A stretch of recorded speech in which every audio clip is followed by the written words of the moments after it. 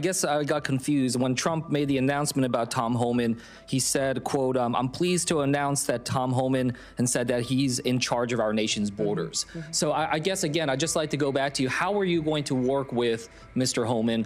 What is the division there? I'm trying to get a better sense of who's in charge. Yeah, Tom Homan is an incredible human being who has over 30 years of experience. Incredible experience. Yeah, I get at that. the border, I'm just trying to think through the insight and wisdom. Decision-making process when it comes to your work. For instance, will he be giving orders directly to CBP, ICE, USCIS? I've just seen some quotes from Mr. Homan where he said, quote, I'll be making decisions on border security and deportation. He was asked in another interview about the stronger role that he'll play, and he said, absolutely, I'll be making decisions on how we do the border.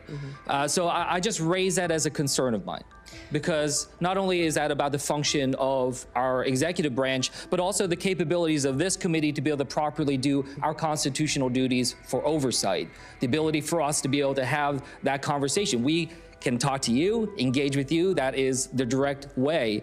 But if he is going to be making decisions, then he should come before this committee as well. And I know that that's something where, as far as I know, his role will be directly at the White House, is not something that will be under the purview directly of this committee.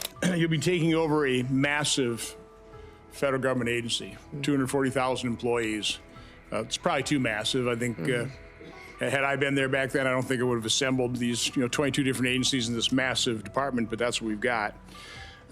It's a department that the previous administration, I think, has completely misused. Instead of using Customs and Border Protection to do that, to protect our border and secure it, they've utilized those resources to incentivize a massive influx of illegal immigration.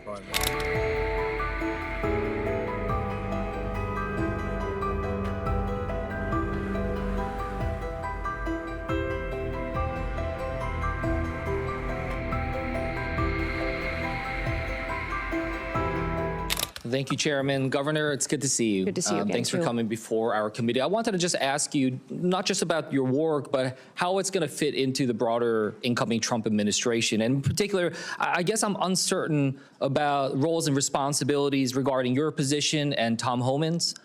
I guess I just want to ask you, just point blank, like, who's going to be in charge of the border? Well, the president will be in charge of the border. It's a national security issue, and the president is in charge of this country and has made a promise to the American people, and we will fulfill his agenda. Well, that was a good answer. It's the answer I would have given as well. But I guess I got confused when Trump made the announcement about Tom Homan. He said, quote, I'm pleased to announce that Tom Homan, and said that he's in charge of our nation's borders. So I guess, again, I'd just like to go back to you. How are you going to work with Mr. Homan? What is the division there? I'm trying to get a better sense of who's in charge. Yeah, Tom Homan is an incredible human being who has over 30 years of experience. Incredible experience. Yeah, I get at that. the border, I'm just trying to think through the insight and wisdom. Decision-making process when it comes to your work. For instance, will he be giving orders directly to CBP, ICE, USCIS? Tom Homan has a direct line to the president. He is an advisor to the president, the border czar. I obviously will be, if nominated and confirmed, and put into the position of being the Department of Homeland Security Secretary and responsible for the authorities that we have and the actions that we take. I say this because I actually want to make sure that we're empowering the next Secretary of Homeland Security. Yes. You know, in the legislation that was codified by Congress and moved forward that started this after September 11th, it said, quote, all functions of all offices, employees, and organizational units of the department are vested in the Secretary. So I guess the reason why I mentioned this is I've just seen some quotes from Mr. Homan where he said, quote, I'll be making decisions on border security and deportation. He was asked in another interview about the stronger role that he'll play, and he said, absolutely, I'll be making decisions on how we do the border. So I just raise that as a concern of mine, because not only is that about the function of our executive branch, but also the capabilities of this committee to be able to properly do our constitutional duties for oversight, the ability for us to be able to have that conversation. We can talk to you, engage with you. That is the direct way. But if he is going to be making decisions, then he should come before this committee as well. And I know that that's something where, as far as I know, his role will be directly at the White House, is not something that will be under the purview directly of this committee. So I just wanted to raise those concerns. Yeah. Tom and I work very well together and talk and communicate all the time, and we'll be working together on a daily basis when we're in our positions under the new administration. And I would say there's no authorities being planned to be taken away from the department or myself if I'm in the role, and we'll continue to oversee signals. You can understand how people in my home state, maybe around the country, when they hear Mr. Homan saying, I'm making the decisions, when they hear President-elect Trump say he's in charge of our border. So, I urge, that we're going to try to do our best to try to make sure we're empowering the department, empowering the next secretary, because that's where, our laws are invested in our decision making. Yeah. Well, thank you, Senator, and we'll make sure you have all the information that you need. And Tom working directly with the president and I working directly with the president hope to help you get all that you need to reassured that the authorities will stay the same as they currently are, but we will continue to work to secure that border and make sure that we're working together in that way. I want to just switch gears about you raised the concerns about terrorism, especially foreign terrorist groups. I guess I just want to ask you, what are the major foreign terrorist groups that are, well, first of all, what are the major foreign terrorist groups that are out there that we're tracking? Which are the ones that are concerns to us in terms of potentially trying to inspire or coordinate an attack upon us? And if you can just give me a sense of what their current capabilities are to try to enact that. Well, I think we face a lot of threats, Senator, and since I'm not in the role today, I shouldn't get into specifics with you, but I think you can at least get into specifics about what organizations that are out there. Yes, so I just wanted to get a sense of your knowledge of the organizations. All the traditional terrorist organizations that have always threatened the United States, but I would also say, Hamas, ISIS, continuing down that path of those terrorist organizations, but we'll continue to also focus, though, not just on those, but also the cartels, their partnership with the Chinese, and what they are doing. Listen, I've told people for years, for over 30 years, I've worked on national policy, on food policy, on agriculture policy, and I've seen the Chinese agenda to infiltrate our country, control our food supply chain, but also their manipulation of their currency and stealing our IP. And now I believe that this fentanyl crisis that they have flooded our country with is geared, and the purpose of it is to kill our next generation of Americans. No, I don't discount the importance of those. So when you focus on one or two groups, I think it takes your eye off the ball as to where all the threats could come from. We just spent a significant amount of time talking about homegrown terrorism as well. And I'm glad we're having that conversation. But the reason why I mentioned it, I was not trying to quiz you or anything of that nature. It's just that, when the Department of Homeland Security, when their threat assessment for 2025 lists 3 organizations, lists Al-Qaeda, lists ISIS, in particular ISIS Khorasan, and the IRGC and the threat from Iran. I just want to make sure that I get it. You're talking about the importance of the border. We all understand that. We want to work with the incoming administration to try to have an orderly process, one with that. But I just want to make sure that in particular DHS, the primary mission, if we look at the founding legislation, the primary mission, the very first mission is prevent terrorist attacks within the United States and do everything we can to minimize that type of threat. So yes, I do think it's important for us to focus in on 1, 2, or 3, or just wherever these terrorist groups are at. Yes, I know that part of that effort to try to minimize terrorist attacks is through the work that we try to do to secure our borders, all of them, air, sea, and land. But the primary mission still is about preventing terrorism, not just the border security. That's a tool to be able to accomplish that.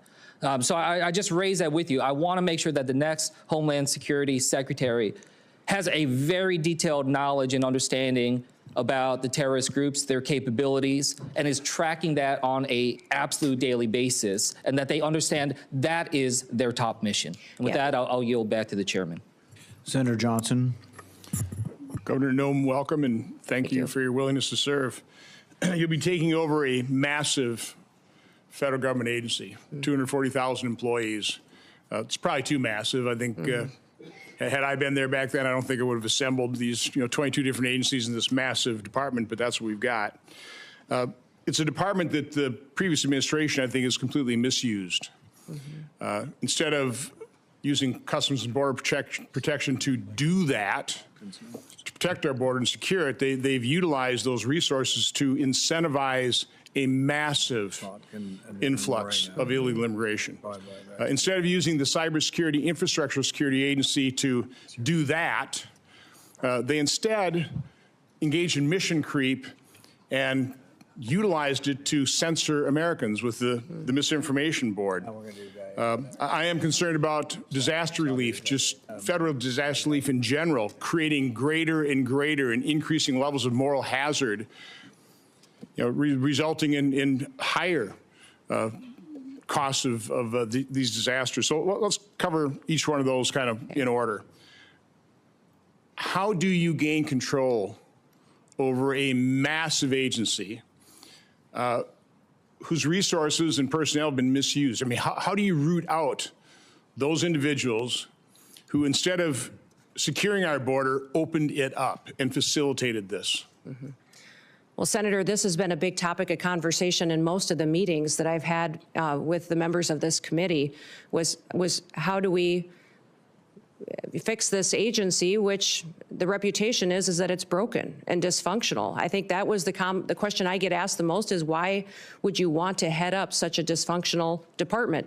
And I would say that because the mission of the department is to secure the homeland and our people. It's our biggest vulnerability right now. And we have a president that's not enforcing the law. And I don't believe the law should be unequally applied. Everyone wants to be subject to our laws, and a nation without laws and without borders is not a nation at all. So I will work by ensuring one of the things that Senator Ernst talked about, people have to show up for work. I think there's going to be a majority of people who don't have their primary mission to secure the homeland, that if they don't want to show up for work, then maybe they're just not truly passionate about protecting America. I think they need to do that, and they need to recognize what their job is. The morale in DHS is very low.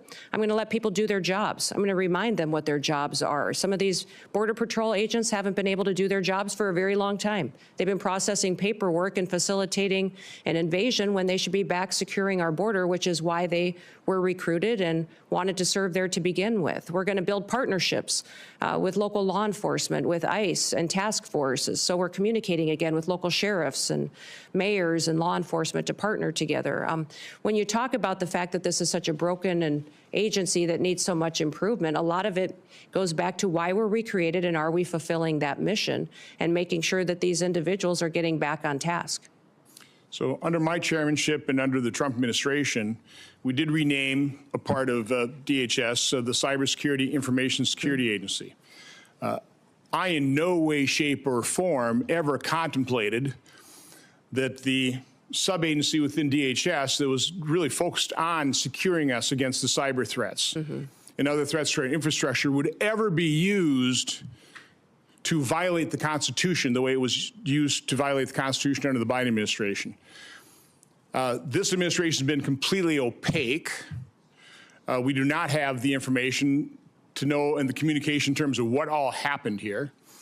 So my question relates to how they misused CISA. Will you commit to providing the transparency, providing the information, investigate it yourself, but provide this committee, my subcommittee, the information to expose the truth to the American public, but even more importantly, propose a piece of legislation based on our investigation, based on those results, to fix it so that no administration can ever misuse the language of the law to commit that kind of unconstitutional act and violate people's First Amendment rights. Yeah, Senator, I look forward to working with you on that, and I think What we saw during the COVID pandemic, the actions of CISA, their misinformation and disinformation campaign, the materials they were putting out was shocking. Shocking at what they were doing to decide what was truth, what wasn't, and how they were trying to manipulate the American people. We saw it in elections, and Russia influence as well. And so ensuring that they can't do that in the future under any administration would be a priority, that they stay doing what they're supposed to do and hardening our systems and working with local officials to do that is a priority. And I'd look forward to working with you on legislation should you wish to rein them in. So the first step in that process is to expose the truth, to find out who these bad actors were, expose who they were, hold them accountable. I mean, that is crucial that we take that first step. So again, look forward to working with you on that. You know, the tragedy of the California fires, the more we learn, the more we understand that not only was it predictable, it was predicted, which means it was preventable. Again, you're not going to be, you can't prevent the initiation of those fires, but you certainly can prevent them from raging into the tragedy that they became, the dozens of people who lost their lives, the hundreds of billions of dollars worth of property damage. It's not just California, though. I mean, again, that was grotesque mismanagement. That could have been prevented. You can't prevent a hurricane. You can't prevent floods. But you certainly can try and start reducing the moral hazard that we've allowed to explode, quite honestly, by the federal government rushing in immediately, no questions asked, just tell us how big a check you want. What can you do in your new role to try and start reducing over time the moral hazard that we have created in this country with federal disaster relief? Well, Senator, emergencies and disasters are always locally led. They're led by the local communities and leaders, and that's because they're much more responsive and much better informed on how to bring relief and to get those emergency services there to meet the need. Then it's state supported and federally resourced, which means that when we come in, that we're supporting what the mission is, what those emergency operations and plans are that the local city and county and then also the state has implemented and do what we can to fulfill the mission of our programs. One of the things that FEMA's not doing today that I think we should be doing is streamlining communications. We saw this in New Orleans. We saw it in other terrorist attacks in the country. And you just referenced it as well about the American people not getting the truth, senators not getting the truth and the transparency that we need, is that I believe FEMA can always put out a blueprint for what a response would be should something terrible happen.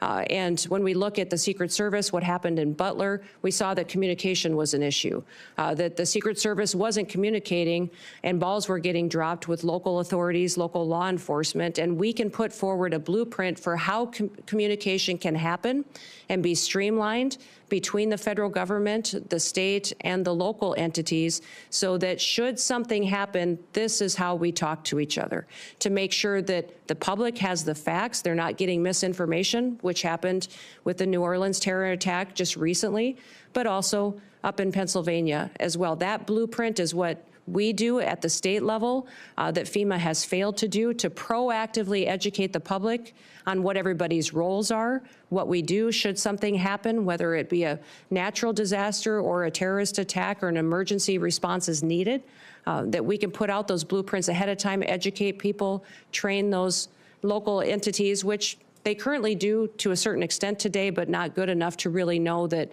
not only can the resources be pre-deployed in many of these situations so that they're more readily accessible, but also how are we going to communicate and make sure everybody's on the same page so that we can be much more efficient. I wish that we would have had different leadership and a different governor in California, or we might have a different result there.